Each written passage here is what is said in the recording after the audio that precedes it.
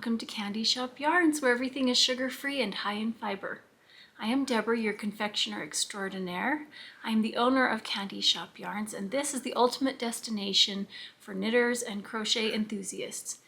So I invite you to join in this friendly community of crafters who have a sweet tooth for fun by hitting the subscribe button. So let's get started on today's episode, episode 17. I think that we're making progress. I don't know what progress really means in having episode 17, but you know, I feel like it is. It's August 24th, 2023. And in today's episode, I'm going to have a life update. I have some knitting, no crochet, and I have some paper crafting actually to share. And at the end, I will have a little bit of shop news. So let's start with what's been happening in my life since I last shared my episode. What was that about? I'm trying to remember. That was episode 16 on August 11th. I'm doing pretty good. It's been 2 weeks. So since last time, my new grandson, Owen, we had newborn photos. He was a month old. We had 1 month old photos taken. I have a friend who does photography that came and took some photos of him, and they were very sweet. I don't really share photos on here. That really share a whole lot of information because it's not mine to share. But I do have one to share of him wearing a pair of the socks that I made. You just can't tell how long his feet are, but those socks I knit quite long and they barely fit. So I'm glad I made the second pair longer, and the third pair I made even longer and a little bit wider around, though they don't really need to be wider around. After my friend left, we remembered I had the cutest little couch. I bought a couch. I have like an area for grandkids to play and just any kids to play that I had like created down in our downstairs. I have a little, like this big, this little yellow couch. It's so cute because my granddaughter Alex, she always wants to sit on the stairs because it's just the right height for her, and she wants everybody to sit there next to her, and it's this, blocks the area there, and I'm like, that's not very comfortable or cute. So I got her a little couch. We forgot we had that because that would have been the perfect prop. So Ella, Nadia, and we took our own photo, and it turned out so cute. So I will share it here with his face blurred, but it turned out so cute. Let's see, we are getting ready for the school year. I know that for many people in the US, they've already gone back to school, but we homeschool. I've homeschooled all of my children. Nadia is my last child at home. And so we can kind of choose our schedule as when we start and when we stop. And we usually start in September. And we'll do that after we have our big family vacation. We actually had a big family vacation already this year when we went to the Redwoods, but we had planned to go to Disneyland in September. And so after that is when we'll kind of have our official start date, though we kind of are easing into it anyways. We've started with some other things this week already, but I'm just getting some workbooks together. I have some class books that I'm kind of creating-ish, putting together workbooks, and organizing a class with some other friends that we're doing. We're kind of picking what books we're reading. So anyways, we're just getting all of that finalized and kind of just feeling ready for it. I've not usually been ready for summer to end.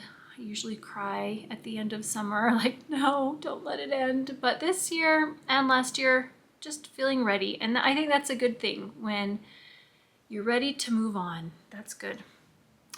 And because of that, let's see, we're having tomorrow an end of summer picnic with my girls.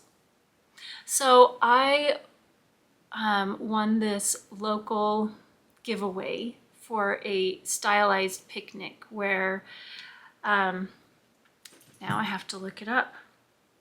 I have all of my notes and I just forgot her name. I remembered her knitting name because she is a local knitter, and this is how I found her, but it's Petite Parties and Picnics is the name of the company. And so the really sweet lady, Dana, I hope I'm not sure, D-A-N-A, she is going to go to a location of my choosing. We've discussed this all, and she has different themes, and she sets up just the cutest picnic setting. And I will bring the picnic. I will bring the food.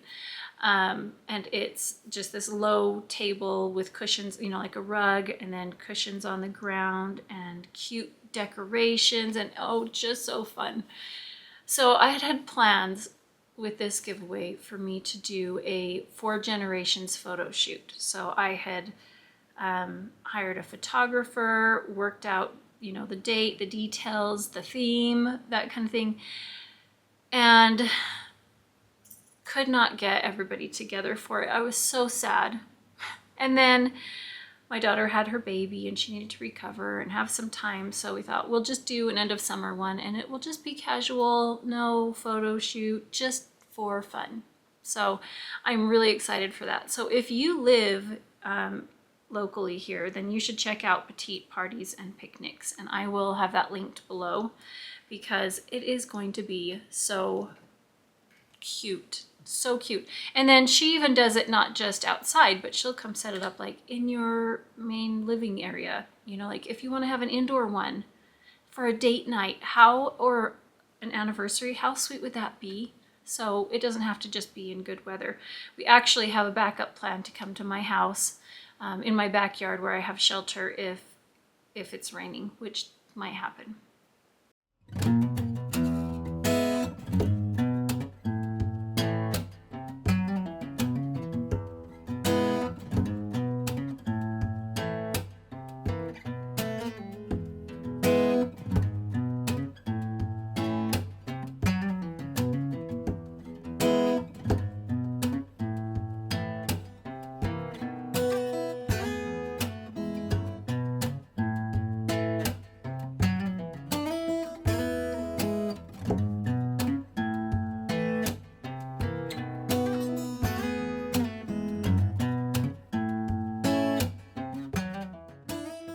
And then I'm planning an end of summer camp activity for the young children in my local congregation. We call it our primary children. And we have so few, there's just not a lot of little kids, but we're gonna have a really fun backyard camp out for a day. And they're gonna set up a tent. We're going to learn about building a fire and fire safety, and we're gonna cook a meal over the fire. We're gonna make stone soup. I don't know if you're familiar with that story or not, but it's a classic tale about making something out of nothing, you know? And so we're gonna read the story, and I've asked each family if they would bring one of these items to donate for our stone soup, and that will be our lunch. We're going to make s'mores and sing camp songs and do a camp craft. So that's just going to be for one afternoon, and that will be the end of our summer. Hurrah. The last news. This is such great news. Everybody needs to know. The peaches on my tree are ripe. I am so happy. Peaches and cherries, but I don't have a cherry tree anymore. We cut it down last year, but yes, we cut down our cherry tree. I admit it.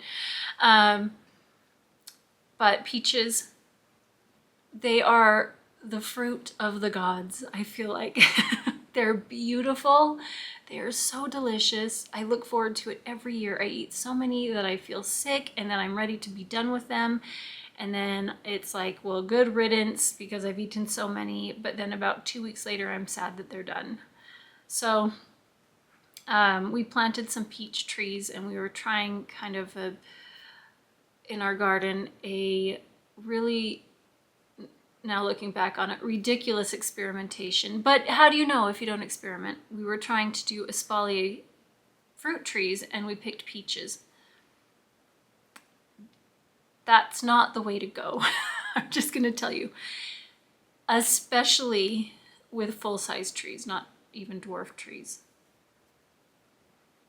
I don't know what I was thinking, but I really don't know. So anyways, we pulled out, because we had several lined up, and we pulled out all but 2, had them spaced out, pruned them differently so they could grow taller. And anyway, so I have 2 peach trees, and they are heavy laden with fruit. I even thinned them like half of the fruit, and I should have thinned out at least 2/3. So I need to go pick those and then prune the tree again. But I'm so happy. Because we didn't thin them enough, then the peaches aren't very big. They're not going to be suitable for canning. So we're just going to eat them fresh or freeze. And I have a recipe for a peach pineapple drink. So use fresh peaches, fresh pineapple, and a little bit of simple syrup, and you blend it together and mix it with water, and then you strain it through a fine mesh sieve. And then you serve that with lime juice, mint sprigs, and frozen diced peaches for your ice cubes. So I'm going to do that for our picnic tomorrow. Okay, let's get started on projects. I hope I'm recording. Am I recording? Yes, I am. All of a sudden I thought, I didn't actually start this. Okay, so projects. That's going to be combined with Happy Mail because I ordered things and got some things in that go along with the projects today. So I'm combining my projects section and my Happy Mail section. So last episode, I had finished all of my projects. I mean, not my cross stitch, but all of the projects on my crochet hook and needles, knitting needles, and my sewing projects. So I was ready to start afresh, and that is such a good feeling. And I had this plan to dive into a sweater for my daughter Nadia. So this is the pattern. It's the Home Sweater V-neck by Caidree. And I shared last time the yarn that I had dyed for this, and my daughter picked out what yarn she wanted. She wanted one with some sparkle on it, some stellina, and you can't ever really see it in the video, but that's okay. She picked out the color she wanted, and when I dyed it on this base, it ended up more of kind of like a paler camel color instead of the deep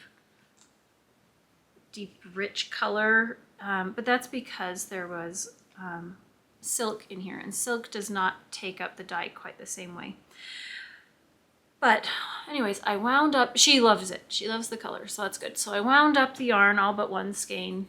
You know, I don't need to wind it if I don't need the yarn, so just in case.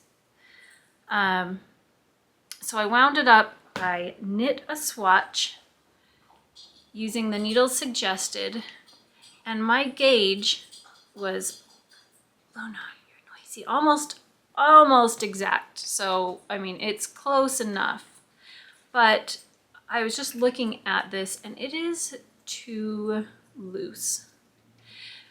I'm just like a little bit too small on the gauge, just a little bit, and it's a little too loose. So if I went up a needle size to get just right on the gauge, it's going to be even more loose. And so I was thinking about that and looking at my yarn choice and the suggested yarns, and realized that while it says it called for a DK yarn, it's actually worsted.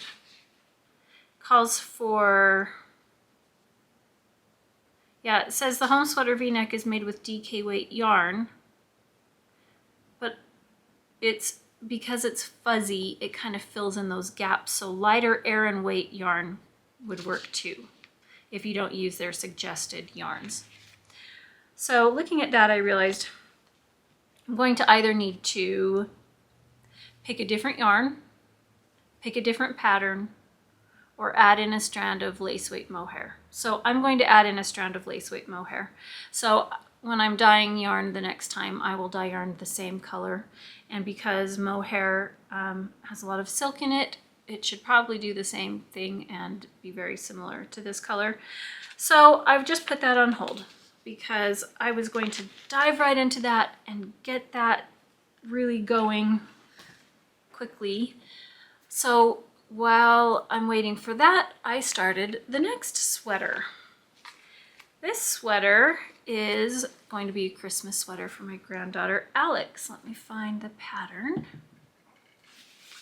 So I had purchased yarn earlier this year to make hats for a service project, and I knit some hats, and then when I was trying to use this yarn to knit hats, it just wasn't working how I wanted, so I said, I'm not going to knit hat with that one. So I had 2 skeins of this yarn. This one, you can see where I was using it and wound it up on the outside. But the yarn, here's the other skein, Yarn Bee yarn. It is Alpaca twist, and the color is Spice, or the color 20. And it is this heavy worsted Aran weight yarn that has alpaca in it and acrylic, and it is very fuzzy and fluffy yarn. So I tried to find a pattern what would go well with that using the yarn, two balls. And I found the Wildflower Pullover by Bluebird Pine Shop on Etsy. You can't quite see, but that's okay because I'm going to show you. So this one has a wide range of sizes. It goes from 0 to 6 months to a size 10 for like a 10-year-old. So, I mean, a good size. It called for a heavy worsted, light bulky. They used We Are Knitters petite wool in this pattern. So I am knitting the size 2T, and this is what I have so far. So what you couldn't see in that printout of the pattern was this stitch. The back doesn't have it. I didn't knit a gauge swatch. I haven't even measured this to see if my gauge matches. But oh no, I did measure it. And it does match. Okay. I didn't at first until what I did is I followed the pattern. I was really having a hard time trying to figure out what size to make because my granddaughter is really narrow, just this petite little thing. She's just so tiny. And I didn't want it to be too big for her. But then again, I wanted her to be able to wear it for a long time because what if between now and Christmas she grows a ton? But she has been growing very, very, very, very, very minutely for the last 2 years. So figured, okay, I'd be safe if I went with a 2T because I thought the 3T, I actually did start the 3T. I knit a good portion of it and went, that is way too big. I ripped it out and I started it again doing a 2T. But looking at the pattern, I'm like, it is so long. And you knit it from the bottom up in panels. You do the back, then you do the front, then you seam it together, then you pick up stitches for the sleeves. So I knit the back panel and the front. No, I knit just the back panel, the whole thing. And I was looking at it and it was this much longer. And before, because I've blocked this now, but it was just so long and really narrow and looked funny. And I thought, even though my granddaughter is skinny, this will still drown her in length. So I ripped back again and so here's the arm. I ripped back down further so that it would be the length that I wanted, since you knit the bottom up. So I ripped down to, you know, where the armhole was, and then a little further, and I just started the armhole there. What I did is I omitted 6 rounds. I had to figure out like the patterning on the front to know how much I could reduce. I reduced 2 stitches between the ribbing and the beginning of this pattern, or 2 rounds. I omitted 2 rounds between this pattern and 2 rounds between this pattern, so I could just shrink everything a little bit. And then after I knit both the back panel and the front panel, I blocked it so that I could see if that would work. And I thought this is going to work better, especially for what my daughter usually puts Alex in. She likes more wider, looser things. So I thought that will work better. And now I've seamed everything up. You can see where I've seamed it. And then I seamed the sides where you can't really see that. I did a much better job there. And then the sleeves, I got to this point where I've decreased twice, and it has you decreasing every certain number of rounds until you get to the cuff. And I'm just looking at that thinking, you know what, I'm not going to decrease anymore. I'm going to just knit it straight, and then I will either knit the cuff and it will be a wide cuff, or I will decrease right before the cuff and knit the cuff, the ribbing on the cuff. So I haven't decided that yet. I just kind of held off so I could kind of decide what I want to do there. And then I'll do the other sleeve, and then you pick up stitches and do the neck. So this one actually, I knit the back in one day, and then I ripped it out that next morning, halfway, re-knit it, and knit half the front the next day. Then I finished the front, picked up the sleeves the 3rd day. So this is a very quick project for me, so that's good. This will be done very quickly. But it's going very well. I'm glad. I was trying to decide, like, should I make the size 3T so she can wear it for a long time, and I just decided it's not that big. Just knit another one when she grows out of it. Knit another sweater. So just thought we'll just make it fit her now. And if she does grow, if she looks like she's grown, I'm going to give it to her now, and we'll make another one for Christmas. So all right, so all I had was that sweater. And then I needed a project for on the go. Just a stockinette, mindless kind of thing. And I have a friend, Margaret. She is Knit by Gramsci. No, not Knit by Gramsci. Margaret, don't be mad that I can't remember. It's embarrassing. Where, I'm like, okay. Oh, I was right. Knit by Gramsci on Instagram. I have to tell you a story about her first of all. Okay. Years ago on Meanwhile at the Castle podcast, if you have found me from Meanwhile at the Castle and you've come here, welcome, thank you for coming. If not, and you're unfamiliar with that, I had a podcast with my sister for years called Meanwhile at the Castle. And early on, we had a lovely viewer and commenter send in a handmade project bag for us to use as a giveaway.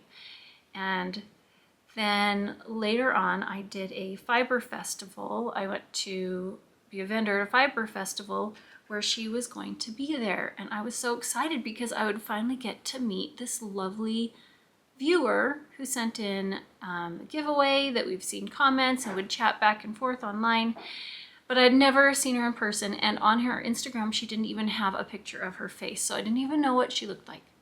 Well, she showed up, and it was at a time where I was by myself because my daughter was usually there. I'm trying to remember what happened. I don't remember, but I was by myself and I needed to go get something to eat. And I couldn't leave my booth.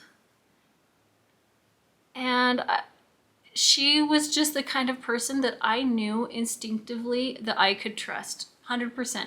I said, would you sit with my booth for just a few minutes while I run and grab this?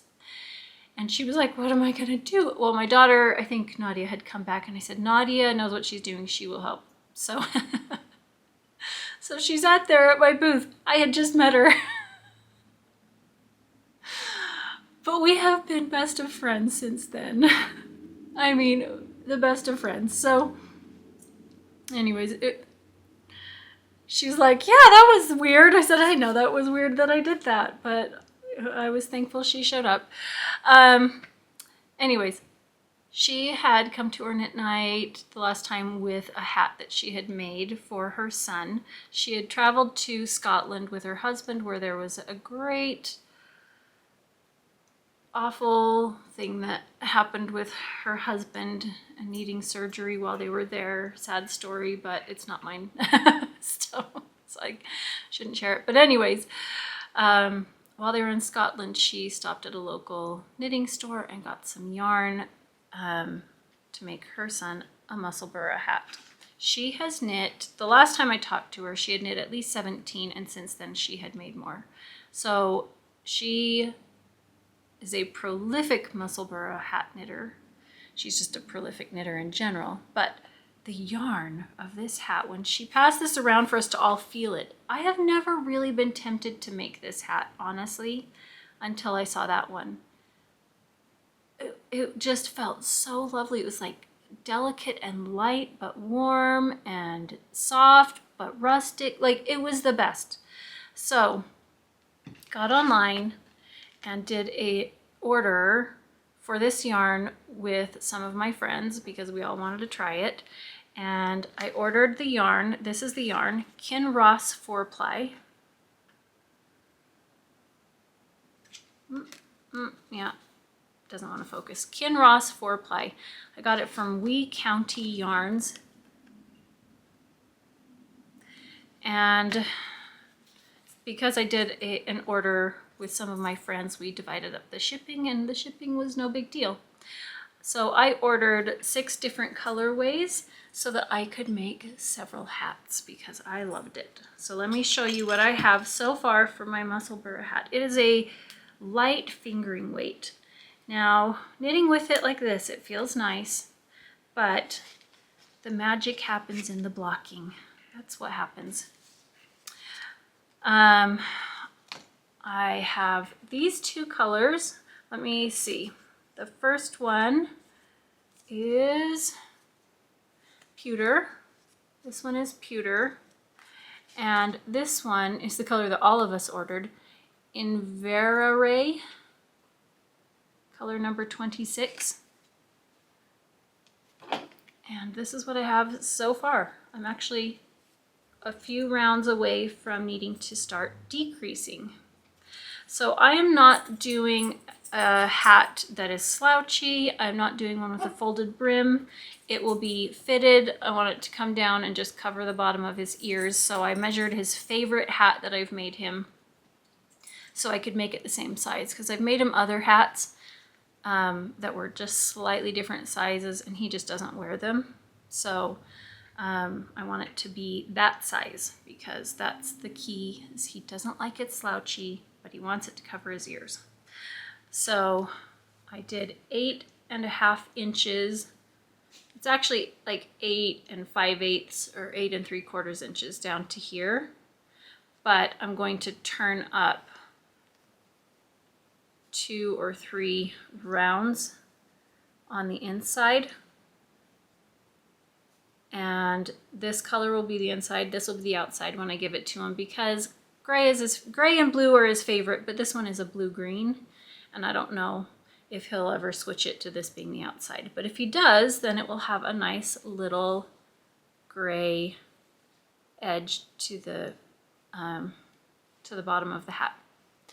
So I count how many, how many rounds I had done between the last increase and where I'm going to turn it, and then I counted those rows, and I think I have 2 or 3 left, and then I start the decreases. But it just feels so lovely. I am using, what size needle? A 2.75 millimeter needle. And I have heard from quite a few people that the cast on was really tricky. And I didn't know what the cast on was. I didn't really know anything about it, other than a lot of people had said it was really tricky. They couldn't figure it out and they just started it a different way. So when I got the pattern and I was reading it, I'm like, I better figure out what this cast on is. And it has you start with a just a center out cast on. I did the pinhole cast on or disappearing loop. And I found a tutorial online that I used for it, and I better write this down so I don't forget. I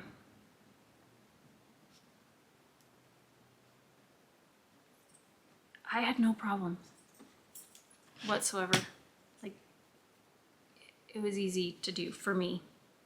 So I don't know what it is that was difficult for a lot of people, but possibly it was just that I stumbled upon the right tutorial that worked for my brain, that made it so it was simple for me. So that's probably what it was just the combination of I had no preconceived notions of what this was going to look like or be. Just hopped on, found a tutorial, tried it, and was like, great. So I'll share that one. So if you're struggling with it, maybe it's the one for you. I didn't do DP, well, I actually started with DPNs with a different yarn. Had no problem with it, but I didn't have the right size needles for DPN for the yarn that I was using this time, because I switched to this yarn once I got this yarn, because I was just trying it out with a different one. I didn't have DPNs for that, so I just did magic loop. That worked great. I actually think that was easier, less fiddly. So that worked really well for me. So I did magic loop until I finished all of the increases, and then I switched to a 16-inch circular. So I have quite a bit of yarn left with the first colorway, which means I will for the second one. They're 50-gram skeins, and I had, I think, 27 grams, so more than half left. But that was kind of what I was hoping would happen. Because what I want to do, oh, I can't pull out all the colors. I have that other teal color. What I want to do is I will make, hats with these different combinations, but then I'll have a lot of leftovers, and I can do striped hats with the leftovers because they will all look lovely together. So I tried to pick colors that I thought would look nice together. And then I have one more that was darker, but that was my goal, so that I could make quite a few of these. So now let's put that away. I'm almost done with that one. I'm almost done with the sweater. And I had mentioned the socks that I did last time. I ripped them out, so I didn't have that on the needles anymore. I had my Poolside Paradise socks. I had knit them twice, 2 different patterns, to try and get just what I wanted. And in the end, after ripping it out, this is what I decided. I decided I wanted to do plain stockinette, 64 stitches, because I knew that that was going to create kind of a micro striping pattern kind of thing, like it would pool to make it look like it was striping or spiraling down the sock. I thought, if I'm going to do just stockinette, I've got my circular sock knitting machine. There's no point in me just knitting stockinette. Like if I'm gonna knit socks by hand now, I'm going to do, I'm doing it because I'm doing a patterned sock, or I'm going to do a heel that I can't do on my sock knitting machine. So I made a sock tube, and you can see the pattern that it creates. Oh, keeps going. And I decided to do the same kind of cuff as the same kind of pattern as I did for my Great Shape Barbie socks, that sock set. So this one I also did, this is kind of like an afterthought everything sock, where it's just a long tube and then you pick up stitches and do the cuff, and then you pick up stitches and do the toe, and then you cut in and do an afterthought heel.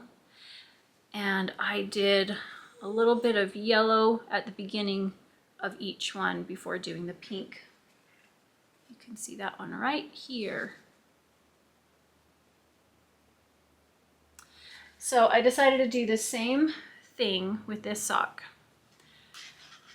And so I did a little bit of purple and then the yellow, and I've already knit with this yarn, so it looks really kind of lumpy right now. I'll need to block it, you know, soak it, and that will relax the fibers. So I did that, and then you need to separate it, the tube, so that you can do the toe and start the second sock. So I actually have a little video. It's not a tutorial, it's just a little video where I recorded me as I was doing it, that I will share right here.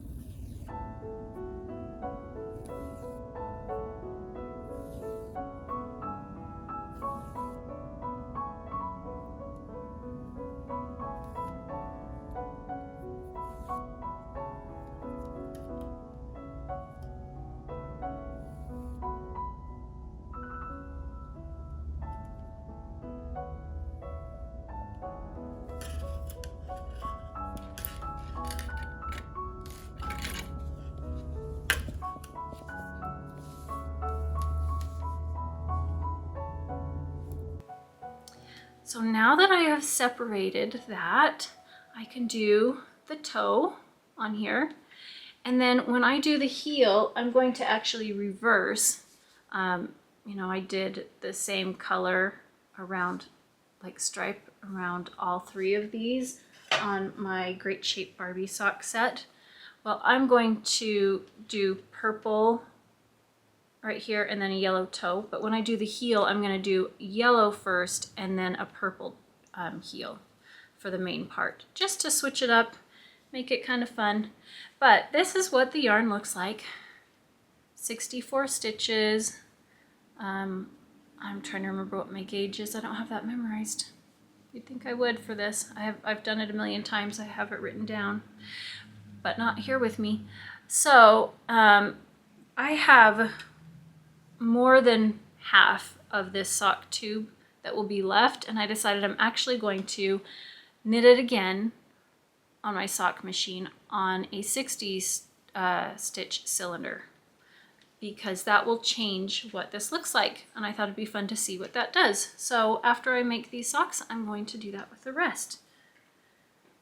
So was that everything I wanted for this one? Yes, that's what I wanted to tell you about this sock. And while I had my sock knitting machine out, I decided I'm going to finally fix a pair of socks. So one of the first pairs of socks that I made fully start to finish on my circular sock knitting machine was a Felici Felici yarn, Limeade. And I shared it previously. But what happened was the gauge was too loose, so it was quite stretchy. And then I discovered afterwards, I don't know what I was thinking, because you have a stitch counter that tells you how many, a row counter. Well, I made them different lengths. The feet were different lengths, so I was going to have to rip it out and do it again. So I ripped out the socks and had it ready to knit into a pair of socks again, but they just sat there for months and months, and I finally decided to just do it. But because it had been months, I couldn't remember which one had more yarn and which one had less. So I started and I made it on a smaller cylinder just to make sure I would have enough, and I had more than enough, and it was great. I did a 60 stitch cylinder, and that's what I use for my foot. And oh boy, I had to do it, I don't know, I had to do this sock 3-4 times. Like, I just couldn't get it right, or I would drop stitches in the heel, and then I just had to start all over again. And I just had one problem after another. And so I have knit this yarn so many times, but in the end, I have a sock. And what happens is I did a, what is it called? A hung hem cuff. So it's kind of like a folded brim on your hat, but that's stitched together, but it's the cuff. And so you don't have ribbing there. It's just double thickness, and that gives it some, what is it? It pulls it in. And then you do it's like a short row heel, where it knits back and forth, and then you knit back and forth on the bottom half, and then you can see where I had more of that blue left, so the stripe continued there, and then you do the foot, and then you essentially do another heel where you knit the stitches back and forth, and then you increase, and then you have an opening, and you can see right here where you Kitchener it closed. So that's how this sock worked. But in the end, I did it. I succeeded. And I really wanted to because I really like that yarn. So it's Felici from Knit Picks, and the colorway is Limeade, which you're not going to be able to read that because it's not wanting to focus. That's okay. But I didn't close up the toe on this second sock because I wanted you to see how funny this looks. I've shown this before. You can see, oh, barely on there, these little markings. This is from where it got pulled out before, where I probably did the heel stitches, and there probably was little bits of oil or grease from the needles or something. Like, you don't really notice it unless you pull it out and re-knit with it. But I was telling you how you're essentially doing a short row heel for the toe. The ends on the top. This orange yarn right here is waste yarn. And what I do is I go pick up stitches right below that orange yarn on both the bottom and top of that here.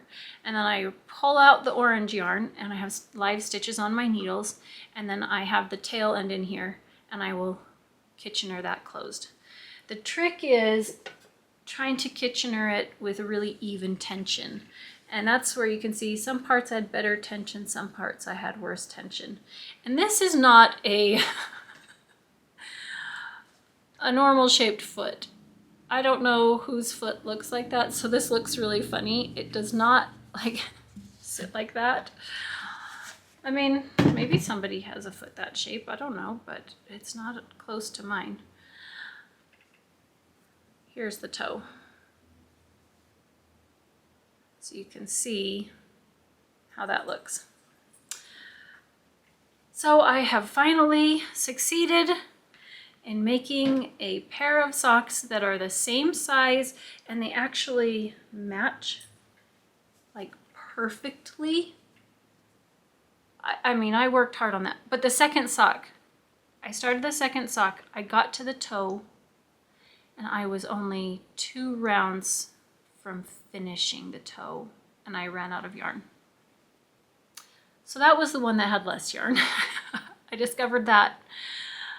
Luckily, I had some left over from the first one, and it was in the same color, like stripe, so I could just use that to finish the second sock, which was a good thing. But it means that 2 rounds before finishing, or two rows, because you're going back and forth, I have 2 extra ends to weave in. That's okay. I could have, now looking back on it, weighed both of the cones of yarn to see which one had more and started with that one last. Could have done that. And then I would have known, like, oh, nope, you're not going to have enough yarn, make these shorter. But I was trying to get as much use out of this yarn as I could, like use it all up. And it looks really funny, but this actually fits me. And I have a women's size 9 shoe and pretty narrow feet. I don't know about narrow. Yeah, I mean, I usually do a 60 stitch. This is a 60 stitch cylinder, but they also stretch really well. The circular sock knitting machine, the tubes, they stretch really well. So I like to do a tighter gauge because they actually stretch too much. I do slightly tighter than my hand knit gauge, because if I do my hand knit gauge, it's just a little too loose. So anyways, I finally have these done. So let's move on to paper crafting. I love paper crafts. I love it. It stems from my childhood of making dioramas in school, and I had to make a landscape, a medieval landscape, and anyways, I had to make models, and a lot of times all I had to make models were paper, and I just love paper crafts ever since then. So after doing my sewing projects throughout the summer and cleaning all of that up, I had an empty crafting table, and and I decided this is the time. I'm gonna pull out paper crafts, because if you do what you know, it's a disaster. You have like 4 million things out everywhere. I've got a 4-foot by, is it 7 or 8-foot table top? I'm trying to remember what size we made it. And every inch was filled. So I thought I'm just gonna make some cards. I have ordered some dies, some cutting dies, and one of them I have been wanting to use for some time now. So this is the Griffin Carousel Easel card die. Let me show you the die.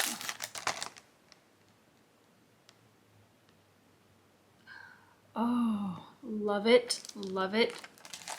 All things amusement park, circus, childhood imagination, that's my thing. So I just thought I'm gonna use whatever I have on hand. I have a lot of things. I thought I had plenty of plain colored cardstock. Turns out I don't. I have very little pinks. How do I not have pinks? Like, that's my favorite color. So I was greatly lacking in the pink department. But what I really wanted to do is I had this paper and I wanted this to be the background, because to me that just screamed, you know, carousel. I made an envelope here with one of the pages. I wanted that to be the background, so I needed things that would match with that. And then I had a really fun paper that I thought went well with that. So I'm gonna show you, I made 2, and I'll show you how it works. But I don't think the colors quite came together with what I had on hand, which was disappointing. It's okay, it's okay. So this says, just for you on the top, and then it has the little carousel horses, and then you can open it up. And I loved this paper right here. I thought that was perfect. And I have a little message there, but it's dimensional because this card stands up like that. How cute is that? And I thought that this message went perfectly with amusement parks. It's like the top of a canopy. Do you want to go out? There you go. Okay, there you go. Come outside. No? Did that scare you? Okay. So I made that one. I made a second one, but I didn't have the same thing to put inside, so I found another one to put inside, a little message. I'm wondering if this is going to ever, if I'm going to ever figure out how to help this focus. Little things have big magic. And then because I put this up here, I didn't have room to write a message up here. So I put a blank spot there. Oh, so cute. So here is that card. And then I made some envelopes for it, just with some papers that I thought would look cute together. I have an envelope maker that I purchased on Amazon. It has grooves in here, and so on one side I can use this for scoring paper. It has this little bone folder scoring tool, but the back is the envelope maker. It has measurements of envelopes that you want to make and the size you need to cut your paper, and then you have to line up your paper a certain way and score it along this line and then rotate it and score it. Anyways, and then you fold it, and then I have this little corner punch and you cut it. Anyways, it's a bit of a process, but then I could make my own envelopes with whatever paper I want and whatever size I want. So that's what I did. I really liked this envelope best though, but I didn't have 2 more papers. I only had 1. I don't know if you can see, it has this gold gilded edge on it, but that's what I like. So I made those cards. Then last year, I was at Barnes & Noble and I was in their magazine section, and they had this cute card making kit. I thought it was a magazine, but you know how sometimes magazines have little extras, like crocheting ones, or I don't know, where it has a little bit of extra things for you. I thought that's what I was getting. No, this is just a card making kit. Well, I wasn't sad about that. I obviously didn't look at it very close, otherwise I would have known. But I just saw it and was like, ooh, pretty, must get it. So I did. And it just had a whole bunch of different double-sided papers, and it has little embellishments. It has a stamp.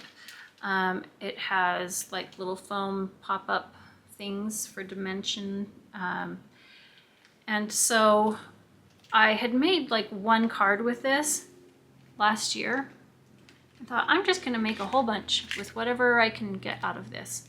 Well, I opened it up and a ton of things were missing, and I forgot that I told my daughter Nadia when she needed cards, oh, I have a kit, just go make something. So there wasn't as much to work with, and I thought, I'm just gonna see what I can pull together based, you know, from here mostly, but then I needed to go to my own stash to get some things. But I did my best to use as much as I could of that kit. So this is what I made. And I did not make any of these like a specific card size. I made it based on what I had in the kit. That's what size. So I'll have to make envelopes based on these random sizes. So this one says, with love. I left the insides blank. Can you even see these? Where is this gonna focus? Is it? There we go. Okay.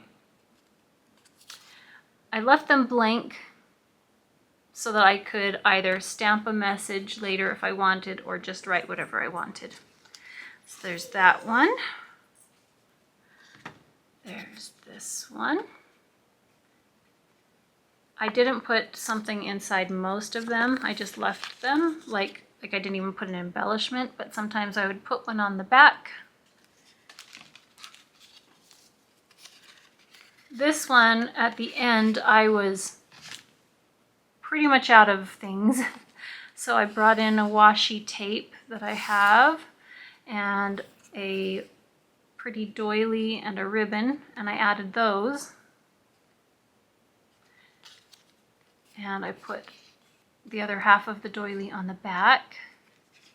I just love the dimensional aspect of these though. Here's another one. What does this one say? Thank you. I tried not to make them all birthday cards because I tend to make everything birthday cards. I love the dimensions on this, you know, different how it's dimensional. Left it blank inside, but put something on the back. And I think this one is my favorite. This one says, just a note to say. That's what the little tag says. But I love the silk ribbon that I added. And then I didn't put a message inside. It says, just a note to say, but it doesn't say anything. Because once again, what do I want it to say? I won't know until I need to send it. It could say, just a note to say congratulations, to say happy birthday, to say thank you. Who knows? One of these, which one was it? Oh, this one. This one. I didn't have any more.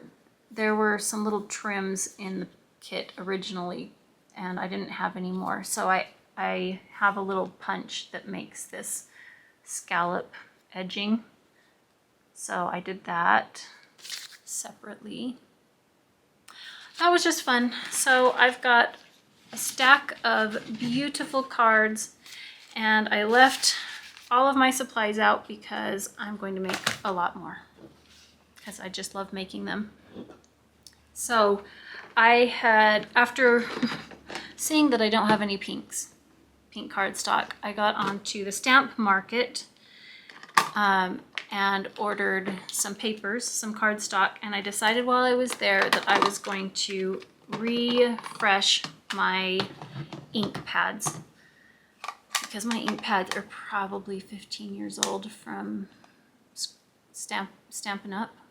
So I bought I bought a whole bunch. I have 1, 2, 3, 4, 5, 6, 7.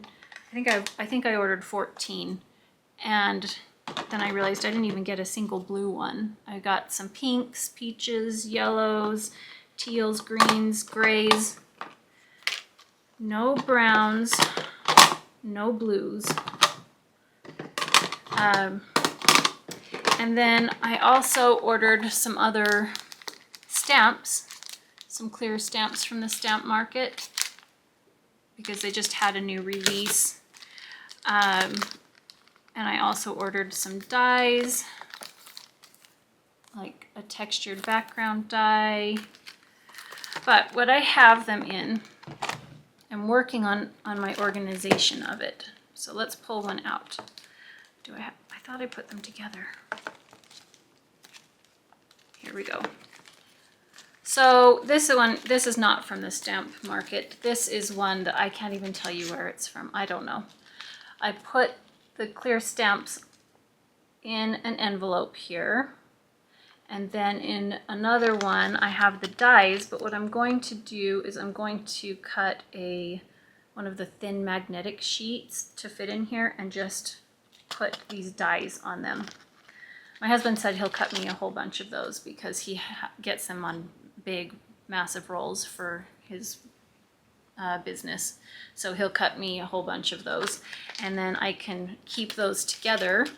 But what I'd like is if I have the label of where, like, the company is, the name of these, I will put them together. But I don't have that for all of these, because some of these were ordered from somewhere, like, it's not Temu, it's not Wish, it's not, AliExpress. That's where I got some of these several years ago. But I don't know the names of them, like this bubblegum machine one.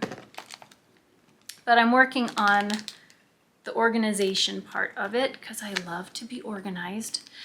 So eventually this will be just storage for all of the stamps and dies together. And I don't have a massive amount of them yet. But there's room to grow. So that's what I was working on the last couple of weeks, and it's been busy. It's been busy, but it's been fun. Let's move on to shop news.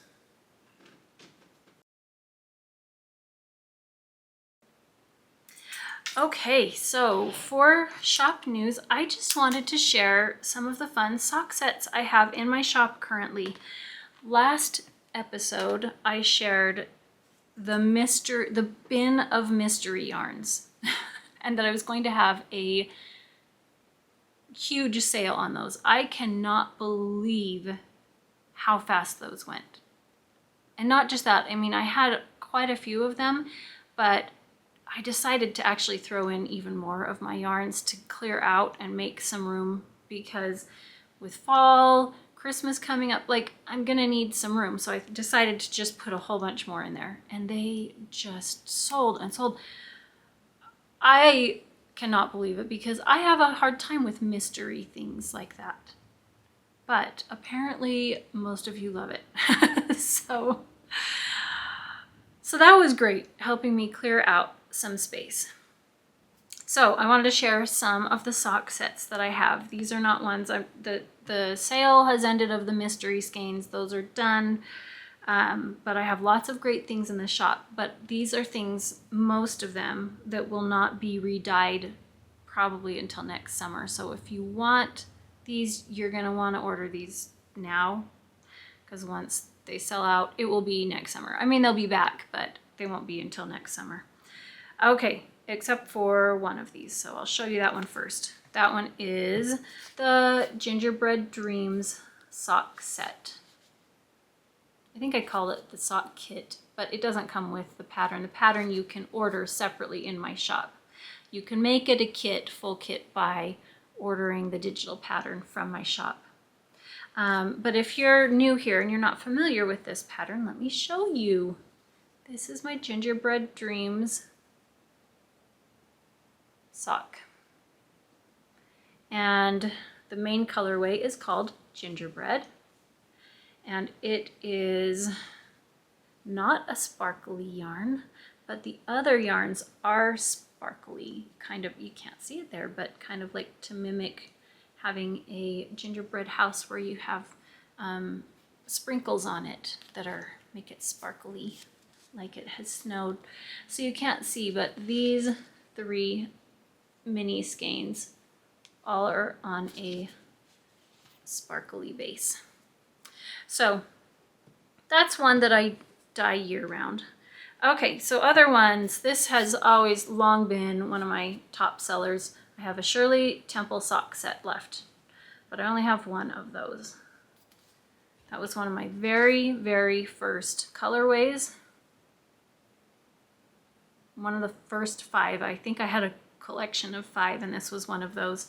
And I love it. Everybody else has loved it, so thank you. That makes me happy. This is the Great Shape Barbie sock set that I showed you earlier. This is the Poolside Paradise sock set that I have been knitting that I showed you earlier. And in that same collection, we have Splish Splash sock set and Floaty Fun sock set. And then I have this one. I have a few of these. These are on my DK sock base, and this is on the Good Ship Lollipop. So if you want to knit DK socks, I have a few of these left, and I think that's my only DK weight sock set currently. And then these two, these are the Little Bit of Love sock sets, and the pattern is by my sister Emily of Salt City Knits. Let me show you the sock design. So her pattern doesn't call for you to add this little pop of color on the cuff, but I like to do that on my pattern, or on my socks. Not all the time.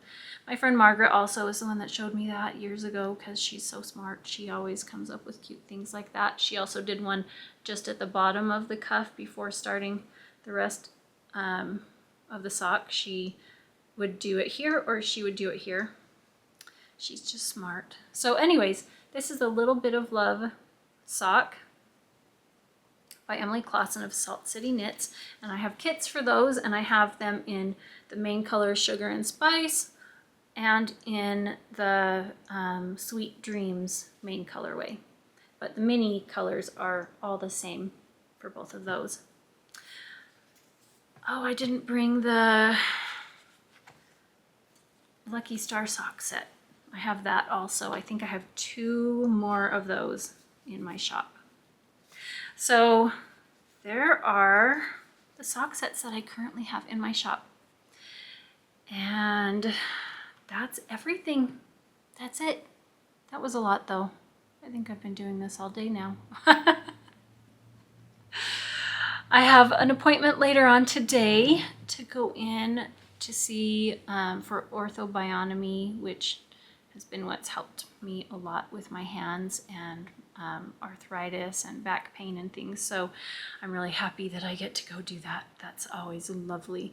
But it always messes up my hair and makeup and things, so I thought I better get this recorded first. And then I'm going to go do shopping and food prep for the picnic, so I've got a lot to do. So I better get running, but I'm so glad that I could be here again with you, and I'm really thankful for each of you for coming and watching every week. And I really appreciate your comments, and I try to comment back, but I don't get to all of them, but I do see them all, and I love all of you so much for your support. So have a really great week, and I'll see you again in a couple of weeks. Bye.